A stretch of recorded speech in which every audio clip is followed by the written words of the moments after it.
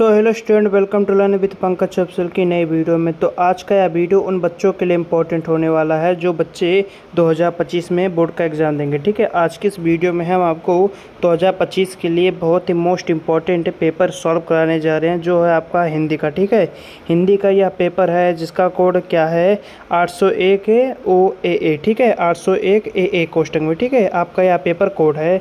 चलिए हम देखते हैं इसे कैसे सॉल्व करना है। सबसे पहले आपको यहाँ पर ऊपर दिया गया है अनुक्रमांक। ठीक है, आपको इस बॉक्स में अनुक्रमांक भरना है। उसके बाद नीचे दिए गए बॉक्स में आपको अपना नाम भरना है। उसके बाद चलिए देखते हैं नीचे क्या है। नीचे में आपको क्या है, नीचे में आपको कुछ दिया गया है जिससे हम पढ़ते हैं। ठीक है, यहाँ पर दिया गया समय, समय दिया गया आपको 3 घंटा 15 मिनट है। पूर्णांक आपका रहेगा 70 नंबर का। ठीक है, निर्देश दिए गए हैं कि प्रारंभ के 15 मिनट परीक्षार्थियों को प्रश्न पत्र पढ़ने के लिए निर्धारित है। सभी प्रश्न अनिवार्य हैं। ठीक है, यह प्रश्न खंड 2A में बटे हुए हैं, खंड आ और खंड बा। ठीक है, एक खंड आ है और दूसरा खंड बा है, 2 खंडों में बटे हुए हैं यह प्रश्न पत्र।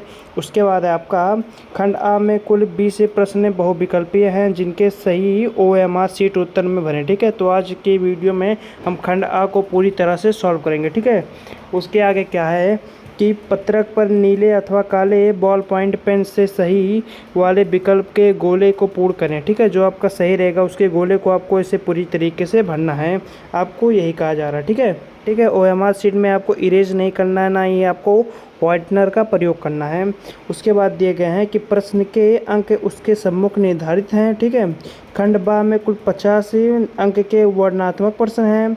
खंड बा में सभी प्रश्नों के उत्तर एक ही हैं। ठीक है, उसके बाद क्या है, प्रथम प्रश्न के आरंभ कीजिए तथा अंत तक जाइए। जो प्रश्न आता हो उस पर समय नष्ट ना करें। ठीक है, जो प्रश्न आता हो आपको उसे कीजिए, जो प्रश्न ना आए उस पर समय नष्ट ना कीजिए, अगले प्रश्न के लिए बढ़ा जाए। ठीक है, उसके बाद देखिए हम सबसे पहले क्या है, सबसे पहले आपका है खंड आ। ठीक है, खंड आ में बहुविकल्पीय प्रश्न है, 20 MCQ प्रश्न हैं आपके। ठीक है, तो देखिए सबसे पहले हम आज की इस वीडियो में आपको 20 MCQ प्रश्न पूरा सॉल्व करा देंगे। देखिए सबसे पहले क्या है कि निम्न में से शुक्ल युग के लेखक हैं। निम्न में से आपको बताना है कि शुक्ल युग के लेखक कौन है। तो निम्न में से शुक्ल युग के लेखक आपके हैं प्रेमचंद्र। ठीक है, प्रेमचंद्र जो हैं वह आपके शुक्ल युग के लेखक हैं। उसके बाद देखिए दूसरे में है कि कफन व पूरक की रात की कहानी के लेखक है। ठीक है, कफवा पूरक की रात के कहानी के लेखक कौन है, इसका भी आंसर हो जाएगा बी। ठीक है, प्रेमचंद जी ही हैं कफवा पूरक की कहानी के लेखक। उसके बाद देखिए तीसरा दिया गया है। तीसरा आपसे क्या कह रहा है कि सुंदरी की होली के नाटककार है। ठीक है, सुंदरी की होली के नाटककार कौन है, ठीक है, आपको यह बताना है। तो यह है लक्ष्मी नारायण मिश्र। ठीक है, लक्ष्मी नारायण मिश्र आपका सी वाला ऑप्शन सही है। उसके बाद क्या है, रूस में 25 मासम में यात्रावाद के लेखक हैं। ठीक है, यात्रावाद के लेखक कौन है रूस में 25 मासम के, तो इसके लेखक जो है वह आपका है डी। ठीक है, राहुल सकृत्यान। ठीक है, राहुल सकृत्यान यहाँ आपके लेखक हैं। उसके बाद देखिए पांचवा क्या है, पांचवा प्रश्न आपसे कह रहा है कि बाजे पैरिया के घुंघरू के लेखक कौन है। ठीक है, बाजे पैरिया के घुंघरू के लेखक कौन है आपको बताना है। तो इनके लेखक हैं कन्हैयालाल मिश्र। ठीक है, कन्हैयालाल मिश्र प्रभाकर। ठीक है, कन्हैयालाल मिश्र प्रभाकर जी के इसके लेखक हैं। ठीक है, देखिए छठा नंबर प्रश्न क्या है कि रीतिकाल को अलंकृत काल किस विद्वान ने कहा। ठीक है, रीतिकाल को अलंकृत काल किस विद्वान ने कहा था, आपको यह बताना है। तो यह है आपका मिस्र बंधुओं ने। ठीक है, मिस्र बंधुओं ने इसे कहा था, रीतिकाल को अलंकृत काल कहा था। ठीक है, उसके बाद आपका सातवां है कि निम्नलिखित में से कौन सी ही कृति रीतिकालीन कवि देव की नहीं है। ठीक है, कौन सी कृति आपकी रीतिकालीन कवि देव की नहीं है, तो यह आपका हो जाएगा कवि प्रिया। ठीक है, कवि प्रिया आपका रीतकालीन देवों में से नहीं है। ठीक है, उसके बाद देखिए अगला क्या है, देखिए इसके बाद क्या है, इसके बाद आपका 8वां नंबर है। 8वां नंबर में आपसे कहा जा रहा है कि द्विवेदी युग। ठीक है, द्विवेदी युग की विशेषता बताइए। ठीक है, द्विवेदी युग की विशेषता क्या है, तो देखिए ए वाला आपका सही हो जाएगा, इति वित्तकार्मता का आपका द्विवेदी युग की विशेषता है। ठीक है, उसके बाद देखिए आपका 9वां नंबर प्रश्न है। 9वां नंबर जो प्रश्न है आपसे क्या कह रहा है, ठीक है, देखिए 1943 ईस्वी में प्रकाशित तार सप्तक का संपादन किसने किया था। ठीक है, तार सप्तक का संपादन 1943 में जो प्रकाशित हुआ था, ठीक है।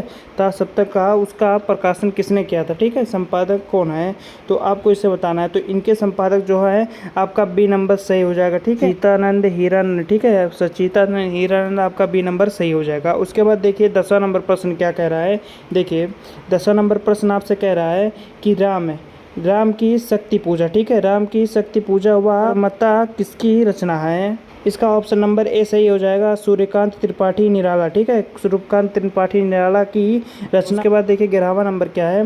11वां नंबर है कि बुरे समय को देखकर गूंज तू क्यों रोए, किसी की हालत में तेरा बाल न बाका होए। उपयुक्त पंक्ति में कौन सा रस है, ठीक है, आपको बताना है कि इस उपयुक्त पंक्ति में कौन सा रस दिया गया है, ठीक है। तो इस उपयुक्त पंक्ति में आपको दिया गया है हास्य रस, ठीक है, इसमें हास्य रस दिया गया है। उसके बाद देखिए 12वां नंबर प्रश्न क्या है। 12वां नंबर प्रश्न कह रहा है कि उस काल मरे क्रोध के तन कांपने उनका लाए, ठीक है, मानो हवा के वेग से हुआ सागर जाए, ठीक है। उपयुक्त रेखांकित पंक्तियों में कौन सा अलंकार है, आपको बताना है कि इसमें इस रेखांकित पंक्ति में आपका कौन सा अलंकार है। तो इसमें बताना आपको कौन सा अलंकार है, इसमें आपका उत्प्रेक्षा अलंकार, ठीक है, उत्प्रेक्षा अलंकार, जिसका ऑप्शन नंबर सी सही हो जाएगा। उसके बाद आपका 13वां नंबर प्रश्न दिया, नील सरोरु में श्याम तरुण अरुण ब्रजी नाने, ठीक है, करऊँ सो माँ में उरे धाम सदा क्षीर सागर शयान, ठीक है। इसमें क्या कह रहा है कि उपयुक्त पंक्ति में कौन सा छंद है, आपको बताना है कि इस जो पंक्ति आपको दिया गया है इसमें कौन सा संधि है। तो इसमें आपका है सोठा, ठीक है, आपका सोठा छंदी है। उसके बाद देखिए क्या है, आपका 14 नंबर प्रश्न पूछ रहा है कि निम्न में से किस शब्द में अनु उपसर्ग का प्रयोग नहीं हुआ, ठीक है। तो आपको बताना है कि किसमें अनु उपसर्ग का प्रयोग नहीं हुआ है। तो इसका आपका ऑप्शन हो जाएगा 3, ठीक है, अनुत्तरीय आपका इसमें अनु शब्द का प्रयोग नहीं हुआ, ठीक है, इसमें आपको अनु शब्द का प्रयोग नहीं हुआ है। उसके बाद क्या कह रहा है आपसे 15 नंबर है कि नीलकंठ, ठीक है, त्रिनयन और चतुर्भुज समस्पद में उपयुक्त समास है, ठीक है, आपको इन बताना है कि इन तीनों में कौन सा समास प्रयुक्त हुआ है, ठीक है। तो इसका ऑप्शन हो जाएगा बी वाला सही, ठीक है, बहुवीर्य, ठीक है, बहुवीर्य इसमें समास है जो इन तीनों में प्रयुक्त हुआ है। उसके बाद देखिए 16 नंबर प्रश्न क्या कह रहा है। 16 नंबर प्रश्न है वह कह रहा है कि बादल का पर्यायवाची शब्द नहीं है, ठीक है, आपको बताना है कि बादल का पर्यायवाची शब्द नहीं है, वह है जलज और पंकज, ठीक है, बादल का जो पर्यायवाची नहीं है वह जलज और पंकज है। उसके बाद 17 नंबर आपसे कहा है कि तुम यशुदम तुम सर्वनाम शब्द का तृतीय एकवाचक रूप है, ठीक है, इसका एकवाचक रूप क्या है। तो इसका एकवाचक रूप है त्वयम, ठीक है, त्वया आपका इसका एकवाचक शब्द है। उसके बाद देखिए आपका 18 नंबर प्रश्न कहा है कि आंधी आई और हम घर भागने लगे, ठीक है, आंधी आई और हम घर भागने लगे रचना के आधार पर इस वाक्य का प्रकार है, ठीक है, इस प्रकार का बताइए। तो इसका है देखिए 18वां का आपका सी वाला सही है, संयुक्त वाक्य, ठीक है, आपका यह संयुक्त वाक्य है कि आंधी आई और हम घर भागने लगे, इसमें वाक्य जो प्रयुक्त हुआ है वो संयुक्त वाक्य है, ठीक है। उसके बाद देखिए 19वां नंबर प्रश्न क्या कह रहा है। 19वां नंबर प्रश्न आपसे कह रहा है महात्मा बुद्ध ने विश्व को शांति का संदेश दिया, इस वाक्य का वाच्य बताइए, ठीक है, इस वाक्य का वाच्य बताना है। तो इसका है कृतवाच्य, ठीक है। उसके बाद आपका 20वां नंबर जो कि लास्ट है वह है आपका कि वह अचानक चला गया, ठीक है, वह अचानक चला गया वाक्य में प्रयुक्त अचानक पद का व्याकरणीकरण परिचय दीजिए, ठीक है। तो इसका आपका व्याकरणीकरण परिचय देना है। तो यह है आपका तीसरा, ठीक है, क्रिया विशेषक, यह आपका है क्रिया विशेषक। तो आज की इस वीडियो में हमने आपको जितना भी 20 क्वेश्चन बताया, ठीक है, यह आपके 2025 बोर्ड एग्जाम के लिए बहुत इंपॉर्टेंट क्वेश्चन है, ठीक है। तो आज की इस वीडियो में बस इतना ही। अगर आज का यह वीडियो आपको पसंद आया हो तो वीडियो को लाइक कर देना, आप चैनल पर नए हो तो चैनल को सब्सक्राइब कर देना ऐसे वीडियो को देखने के लिए। हम मिलते हैं इसकी नेक्स्ट वीडियो में किसी नए टॉपिक के साथ, तब तक के लिए बाय।